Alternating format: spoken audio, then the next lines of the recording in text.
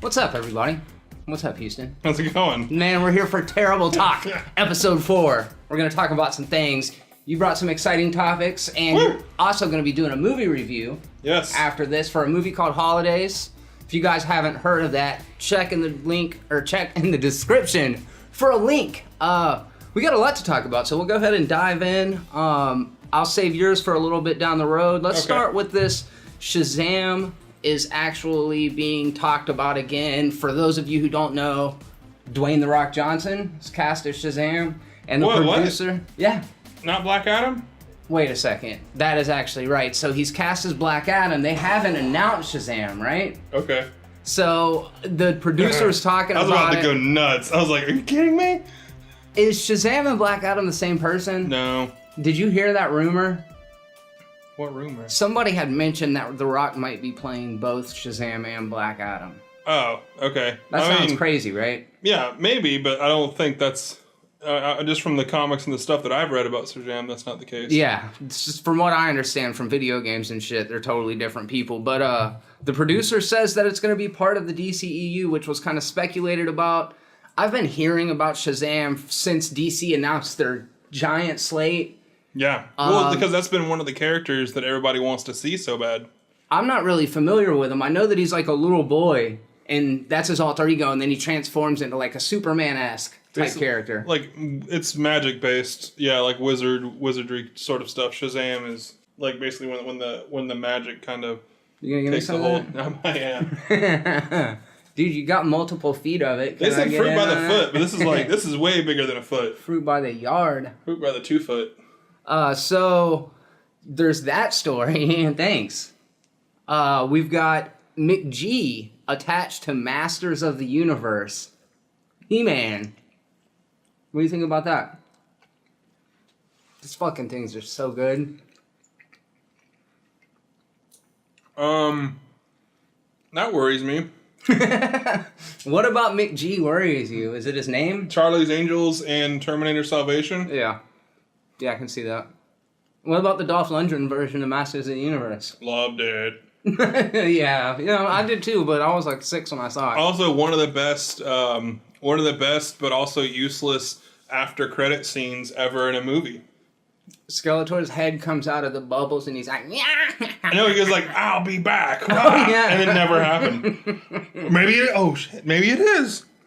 Yeah, maybe this is Frank Langella reviving his role. Yeah, he's dead, but... Oh, man.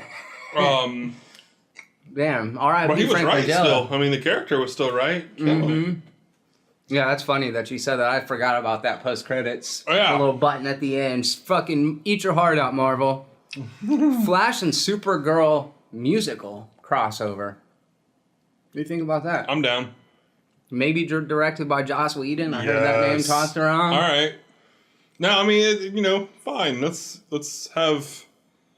a villain. Have a villain who makes everybody sing, or maybe he hits everybody with like some kind of like a psychotropic drug that makes them think that everything they hear, that everything they see is in a musical form. I'm not hating this idea at all. No, I want to. Yeah, that's the one thing that's going to get me to watch Supergirl. Congratulations, WB. Yeah, I haven't actually seen Supergirl, but I like what I've seen of the Flash. I kind of do like musicals, so I'll give it a shot. What the heck? And musical episodes are usually.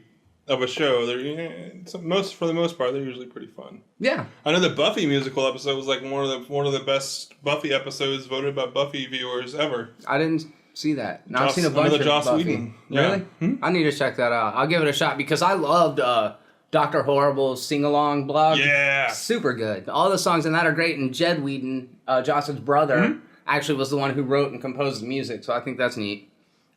Talk to me about Halloween Horror Nights, man. There's a lot going on.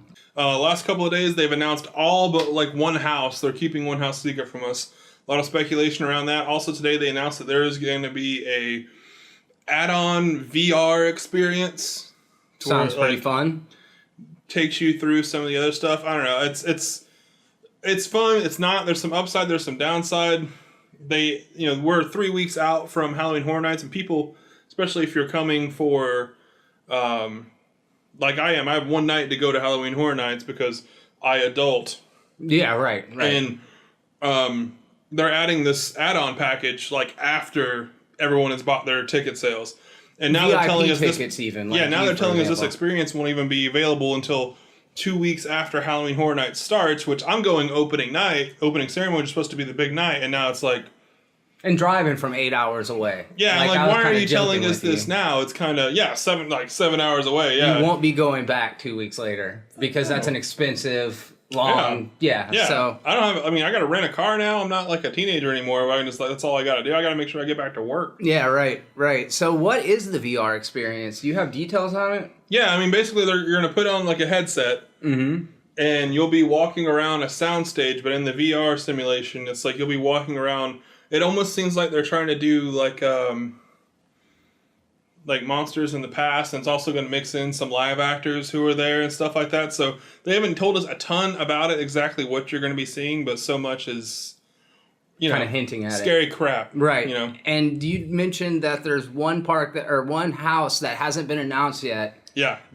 In the meeting before we started recording, you had mentioned to me that there was a kind of similar situation with the Scream house last year. So there's kind of two different camps. There's some people who are thinking... Yeah, so last year, right before everything happened, there was one house they didn't announce, and it was leaked already. It was going to be Scream, and we're all waiting for the announcement, and it never happened. And then they announced The Purge. Nobody was upset with this. Purge had a movie coming out, and Purge was one of the favorite scare zones from the year. And you get to the Purge house, and it was very obvious that this was supposed to be Scream. Like, you literally see a Drew Barrymore look-alike mannequin stabbed against a wall with a butcher knife. This is very like obvious. From The Purge. You walk through Sydney's room, and it's like, okay. They didn't even bother. Well, they're doing that again because they've announced almost everything now. And there's been speculation that's going to be American Horror Story, which everyone's like, oh my God, that would be a killer house. Like if each, every 3 or 4 rooms was a different season. Sure. People would go nuts for that. Mm-hmm. They haven't announced it yet. So there's people who are just like, oh, they have something really big planned and this is what they're going to do. And the other people are just like, no, we think American Horror Story pulled out, and they're scrambling to find something and put it back together. Like they haven't locked in an IP yet. So that's an interesting thing. You'll let us know how it unfolds, I'm sure. I will. All right. Well, hell yeah, dude. I should mention a lot of these stories are coming straight from Collider.com. I get a lot of my news from there, especially movie news, obviously. Jason Momoa in talks for the Crow reboot. Are you a fan of the first one? Yeah. Do we need to have another one? I don't know. Yeah, I like Jason Momoa. I'm not going to say The Crow is like one of those sacred movies that you shouldn't touch.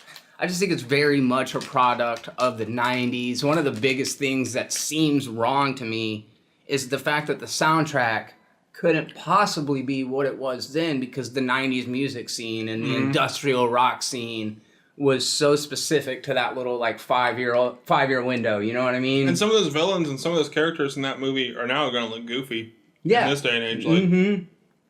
Jason Momoa is super buff. That's something. It doesn't bother me. I just like when I see these massive hulking people like The Rock or Jason Momoa. It's like Jason Momoa wouldn't even need superpowers to just like run through 6 dudes. You know what I mean? That was the idea, right? I mean, the dude was a rocker whose wife got brutalized, and he was really just a dude who came back from the dead as a haunting spirit. That was what was scary about it. That was what was scary enough. You don't need, I don't know, a big giant dude. Yeah, that was. I mean, yeah, I'm sure he's gonna look awesome. He's Jason freaking Momoa. Like the guy's making Aquaman cool. Yeah, this is true. I don't know. We'll see how it goes, man. There's been rumors of a Crow movie for fucking decade now. They've been talking about the shit, and they just keep on talking about it. Bradley Cooper was attached. Luke Evans was attached. There's been multiple directors coming and going. It seems like they're further along than they have been in some time. So we'll see. Jason Momoa is the Crow. What about the talks for Lando Calrissian being casted? Oh, about Childish Gambino? Yeah, that's the one. Yeah, that's whatever. Let him. Yes. Yeah, I dig it too. For reasons you don't know, Donald Glover. If he's in Spider-Man, great. If he's Lando, great. Yeah, anything that dude wants to do, let him do it. I was just watching Community before you got over. I love that show. What? He's Troy such a and I funny met kid. in the morning. Yeah. It's I like him. I think he'd be a great young Lando. we've seen him in The Martian. He played a pretty comedic actor or character in that as well. So we haven't really seen his dramatic chops, but he's a musician. He's a funny comedian. Yeah. You know what I mean? He's got good timing, so I think he could do good. He's got that new show on FX coming out soon. Georgia. Yeah. And that looks like it's going to be funny, Atlanta. but also a little... Atlanta, yeah, I'm sorry. It also looks like it's going to maybe be a little bit serious. Maybe we get to see some of the serious side. It does look good, actually. Maybe they did see it. Maybe that's why they wanted for Lando. Absolutely. There are probably other people in talks, but I think that's who the fans are homing. That's who the internet wants. Like, yeah. we didn't get him for Spider-Man. That's fine, but he's going to be Lando. No doubt. Good call. But is he as smooth as Billy D? I don't think anybody's as smooth as Billy D. Nobody can sell Colt 45 like Billy D. Williams. Billy D. Colt 45. Actually, when we saw him at Pensacon, he did not get... He was not completely... a lot of people saying they had a little bit of issues with him. He's a diva, right? Like, he was being a little bit of a priss, and he was only there for one day. Billy D. If I remember that correctly, I might be wrong. I'm sure Steve Wise will be happy to correct us on that if we are. But we're just going to throw him under the bus anyways. Only black dude in the entire Star Wars universe, and we're just like, later, thanks, Steve. Lando. Anyways, moving on. Yeah, that's a good segue into the Rogue One trailer, which is what I want to talk about. Wow. I'm sure some of you people have seen it. It just came out like night before last. Yep. Super good. I love the tone and how it is trying to be more like a Saving Private Ryan-esque war movie. Yeah. And emphasizing the wars part of the title. What did you think about the trailer? Well, you liked it? Yeah. Well, it has reshoots, so obviously the movie's going to be shit because they reshot something, Jeremy.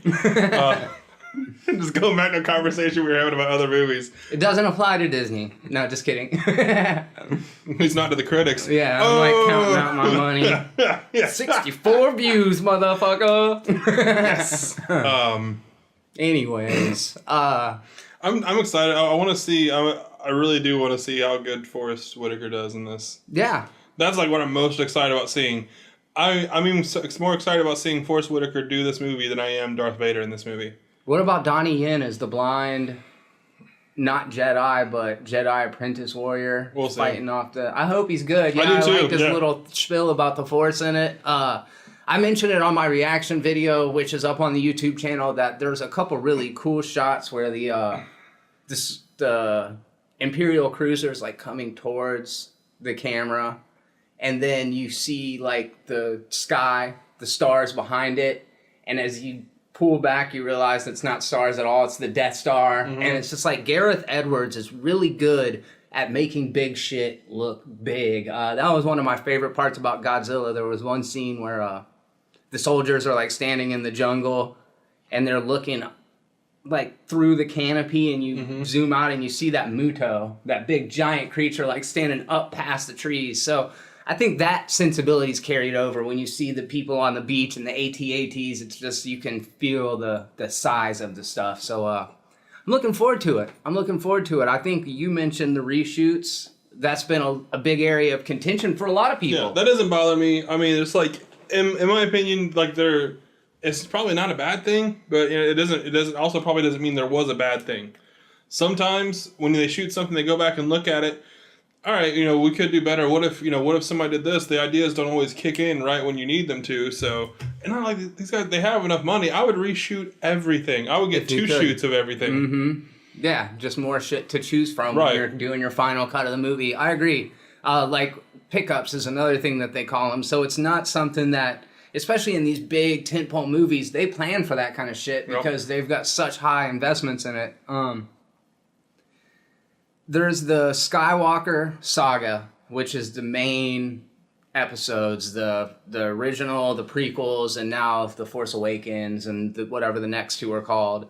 And then we've got a Star Wars story, which is Rogue One, the Han Solo movie, and whatever the third one they happen to do is.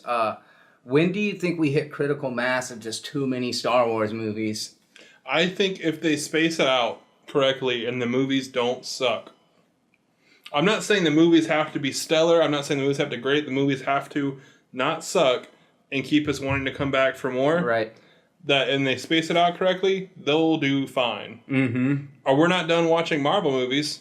Yeah, one thing that I've worried about is the fact that they're talking about a television series, whether it's on Netflix or some streaming site for Star Wars. We do have 6 movies coming out, and I don't know if I'm just always looking for something to worry about, but it feels like what makes these event movies special is that they're an event, and when it comes to Star Wars, it's like, I don't want to see one every year for the next 12 years. You know what I mean? If this wave of 6 is really good, give me like a 10-year break in between them. Yes and no, they do have a ton. They have a ton of lore.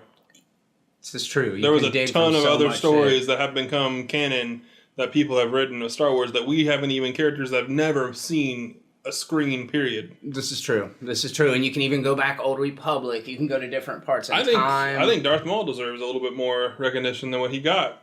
Sure, I think he plays a part in Rebels. And his brothers, what are his brothers' names? Farrell and Katie would know. I need to get in on She's this a Rebels Star Wars stuff. nerd. She would know. Yeah, I really hear good things about Rebels. Have you seen a couple episodes of it?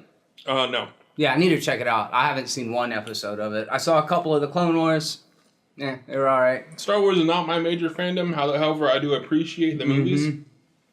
Yeah, I'm really looking forward to Rogue One. I'm curious, do you think average film fans, not even average film fans, average Americans are going to realize that it's not a sequel to The Force Awakens when they go in?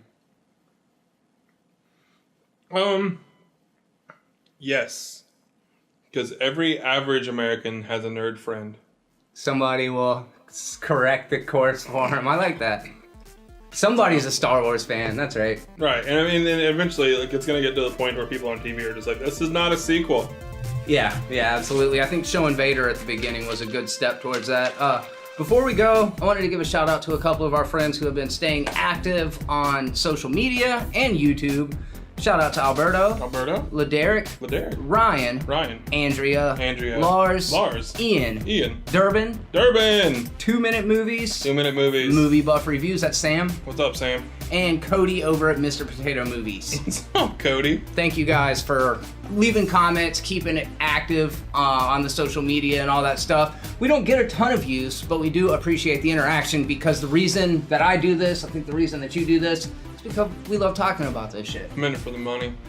That big money. All right, guys, thank you for coming by. While we have you here, go ahead and click that like button. It'll just take a second.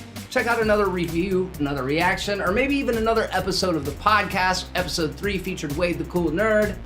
But most importantly, until next time, be terrible. Later, nerds.